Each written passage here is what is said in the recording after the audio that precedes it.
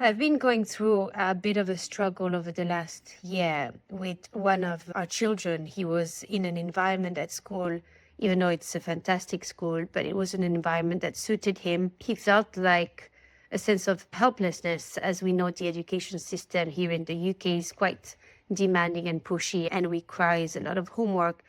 And the way he learns, which he struggles with language processing disorder and rote memory, which is like the memorization of things in like a multiplication way or pure sense of way.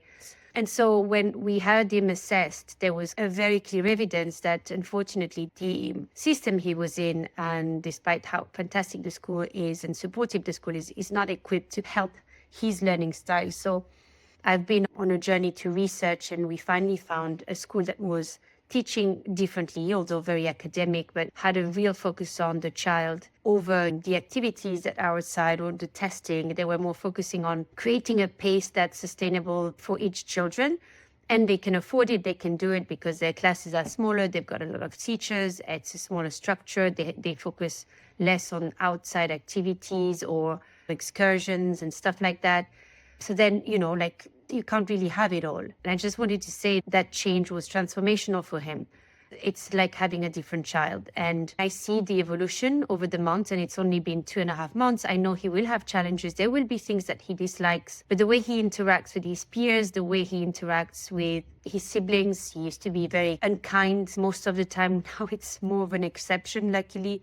But the way he is with us, with the adults, how he speaks, even how he performs at school. It's just by simply meeting the child where he's at and not giving him a sense of helplessness where he feels that whatever he does, it's never good enough. And that was key for him. He still finds certain concepts quite tricky, but he's doing really well and he's excelling in so many ways. But the main thing of this message that I'm sharing with you is that actually something incredible happened. And that was simply because his nervous system is not as triggered as it was last year in the other system that he was in, which means that he was always feeling that he was failing most of the time. And so he was in fight-flight mode regularly. And as a result of that, you don't have any space for creativity, or you don't have any space for thinking outside of the box. And you perceive everything as a demand, as a command, and you become against doing things, and it becomes quite chaotic, etc.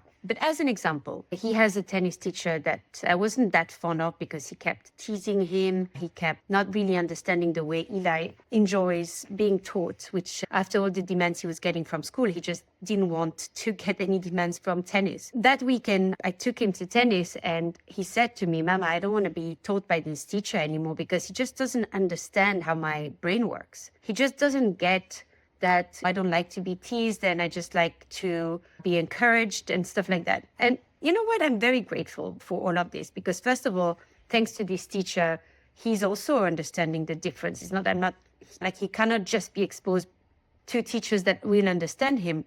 But that mental kind of realization for him, that shows the amount of progress that he's made, not just the maturity, but also the fact that because his nervous system is not as activated as it used to be, it gives him more space to think. It gives him more space to understand what he truly needs and to voice what he wants. So my conclusion here is actually to say that sometimes by giving the child what they want, by meeting them where they're at, and maybe sometimes we think that we're not encouraging or pushing them more, but we actually are giving them the space to think for themselves and therefore get challenged in a different way and achieve more and do more. So here's to all the mothers who have children who may be learning differently, who may have neurodivergence, who feel like the system is being unfair, etc. There's some truth to it. It's trying to understand what fits best the child.